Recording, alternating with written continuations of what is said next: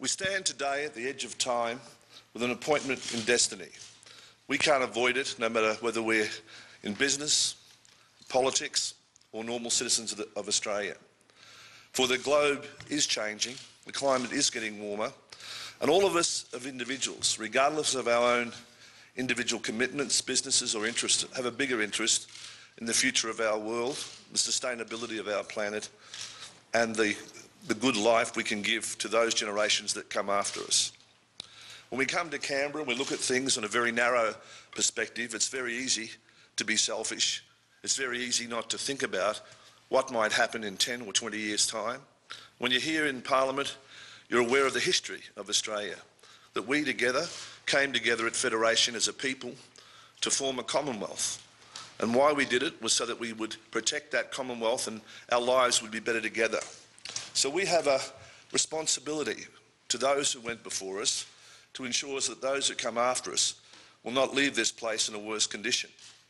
And good government should be about protecting the people and about ensuring that they have a good future.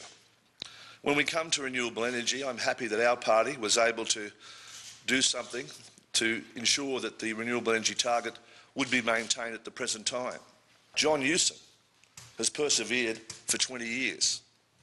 He's shown extraordinary leadership for Australia and extraordinary leadership for the Liberal Party. It was his political courage, which is one of the most rarest commodities in politics, which set the blueprint for our nation on what we had to do to fight back for our economy. If it wasn't for his trailblazing work, John Howard wouldn't have been a successful politician that he was. He wouldn't have been a great Prime Minister that provided the leadership for this country if he didn't have the foundation which John Hewson worked for and struggled for. The Liberal Party has been one of the nation's great institutions, where it was a very broad church dealing with the middle, the centre and the right and other parts of politics. Today it's a shadow of its former self. I can say that, not just as a citizen of this country, but also as a former life member of the party, member of its national executive, and a person that had been associated with that side of politics for over 40 years. I'd been the official party spokesman for the National Party, and I'd worked through a number of different elections. But none of us can be Liberals. Well, it's not the Liberal way, it's not the Labor way, it's the right way that matters for us as citizens of Australia. And renewable energy and what Matt has done with this report sets out the blueprint of what we should be doing as Australians. It enables us to become conscious, not just of the past, which is easy to reflect upon, but of the present. We need to think about the present and act now to preserve our future, not just for us, but for all our children. And like John Hewson, I'd like to see the renewable energy target moved out to 2020. I wanted to make sure, with what we've done in our party, that the Prime Minister was kept to his promises that he made before the election to ensure that the RET would be maintained.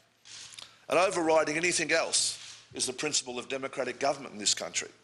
And that's why our party decided that we would maintain the RET, and it will be maintained. There'll be no legislation passed through the Senate abolishing it before 2016, so the Australian people can be the judge, so that they can hold the government to accountability. When we look at electricity in Australia and its generation, we have to say, are we really believing in a free competitive market? Because the demand for energy from the grid has gone down, but the price has gone up. And that's because there was a poor investment decision made $45 billion or more, which was invested in poles and wires to generate electricity. And because various state governments want to have a monopoly and not a free market, they seek to maintain higher prices. And who suffers? Our citizens, our family, our industries, our competitiveness, our exports. Yet at the same time, we could be doing so much more by looking at renewable energy. And John Hewson is right when he says, how can industry look at anything with certainty in the future?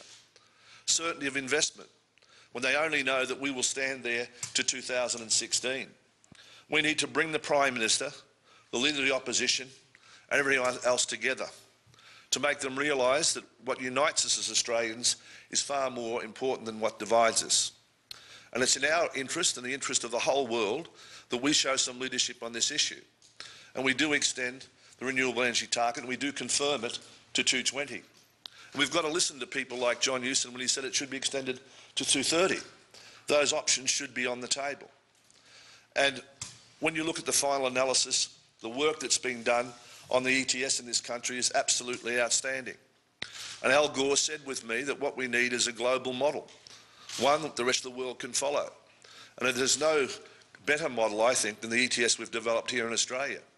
That's why our senators will be moving to have some of the bills amended to include that ETS as an option for Australians, and to have a precursor, a precondition, that our major trading partners adopt a similar ETS so that it can become operable, and making sure that when that happens, that legislation applies, so that we can be part of the global community. What we're talking about here is not just an Australian problem, it's a global problem. And we know in 2015 in Paris, Ban Ki-moon is meeting, bringing together leaders of the entire world. We want to be there from Australia, showing our ETS to the world, giving them the encouragement by our legislation that if they act, they know that we'll be there with them.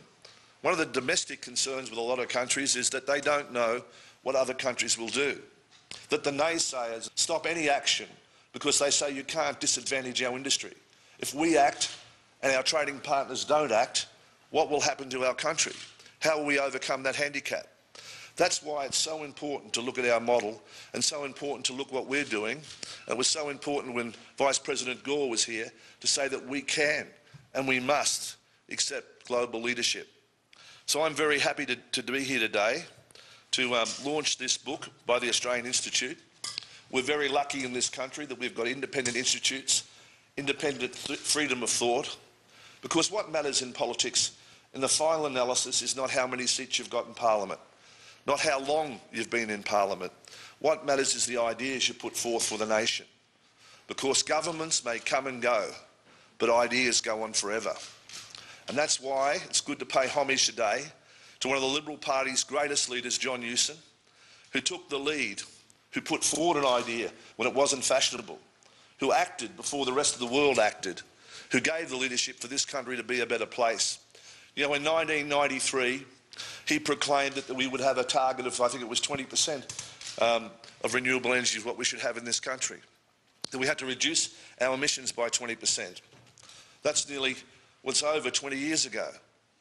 And if the world had listened to John Hewson then, we'd be in a much better position today. So I'm very happy to be an Australian.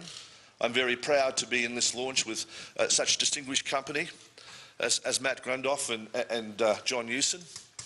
And I hope that all Australians will realise, whether they're at home, whether they're listening to this in some part of the nation, that they individually can do something. They can tell their member of the government to take this issue seriously, not just for them, but for their children. Not just for their children, but for their children's children. Not just for Australians, but for citizens of the world, wherever they may live, so that we may have a better future. Thanks very much.